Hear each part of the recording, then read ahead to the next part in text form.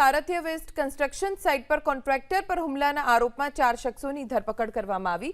શહેરના south બોપલમાં સારથિયા waste construction site ઉપર મૂળ જામનગરના કોન્ટ્રાક્ટર મુકેશ પરમાર ઉપર હુમલો કરવામાં આવ્યો। ઘટનામાં મુકેશ પરમારને ગંભીર ઈજા થતા સારવાર માટે સિવિલ હોસ્પિટલ ખસેડાયા। તો આ કેસમાં ફરિયાદ નોંધાતા પોલીસે હુમલાના આરોપમાં જગા ઠાકોર, બકા ઠાકોર, દશરથ ઠાકોર અને જવાન ઠાકોર નામના શખ્સોને ઝડપી લીધા। આરોપીઓની પ્રાથમિક પૂછપરછમાં ખુલાસો થયો કે રૂમમાં રહેવા બાબતે ચારેય શખ્સોને ઈજાગ્રસ્ત મુકેશ પરમાર સાથે ઝઘડો થયો હતો।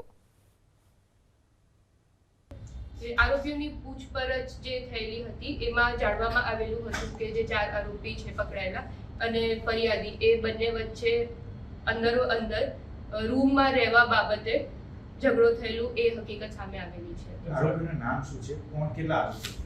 ટોટલ 4 આરોપીઓ પકડવામાં આવેલા છે અત્યાર સુધી। જે આરોપીઓના નામ છે જગદીશ ઠાકોર, દશરથ ઠાકોર, તલાજી ઠાકોર અને જવાનજી ઠાકોર। ફરિયાદમાં શું આક્ષેપ છે, શું ઉલ્લેખ કરવામાં આવ્યો છે, ફરિયાદીએ શું ઉલ્લેખ કર્યો છે?